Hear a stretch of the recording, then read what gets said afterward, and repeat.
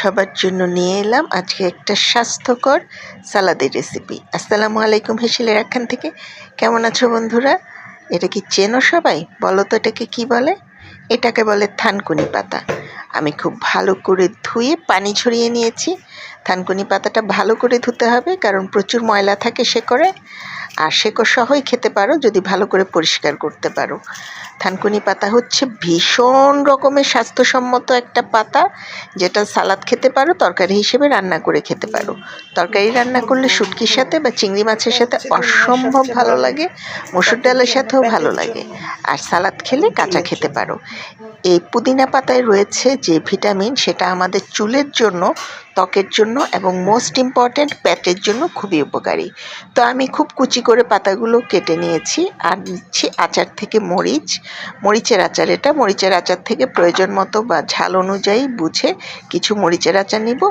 আর তেঁতুলের টক বানিয়ে রেখেছি, তেঁতুলের টকের আচার থেকে 1 চামচ সরিষার তেল নিলাম, আর নিয়েছি 1 চামচ তেঁতুলের আচার। এই সম্পূর্ণটা দিয়ে স্বাদ মতো লবণ দিয়ে সালাডটা একদম কচলে নেব। তো তোমরা যারা অনেকেই বলে থানকুনি পাতা তিতা, এভাবে সালাদ বানিয়ে খেয়ে দেখো। মানে প্রমিস, 1 ফোঁটাও তিতা লাগবে না, এবং বাচ্চারাও চেটেপুটে খাবে।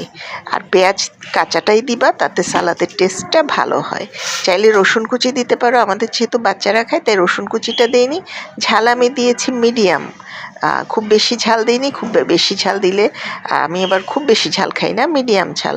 তো সেজন্য মরিচের আচার থেকে দিয়েছি। কাঁচামরিচও তোমরা, মরিচের আচার না থাকলে কাঁচামরিচ দিতে পারো, শুকনো মরিচ দিতে পারো।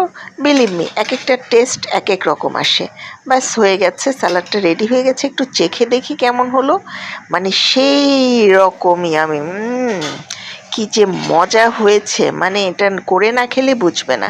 তো আজকের এই চটজলদি রেসিপিতে তোমাদের সাথে আমি থানকুনি পাতার রেসিপি শেয়ার করেছি, সালাদ রেসিপি। ভীষণ মজা, ভীষণই আমি, এবং খুব দ্রুত হয়, মুখরোচক তো বটেই, শরীরের জন্য উপকারী। ভালো লাগলে লাইক কমেন্ট দিতে ভুলো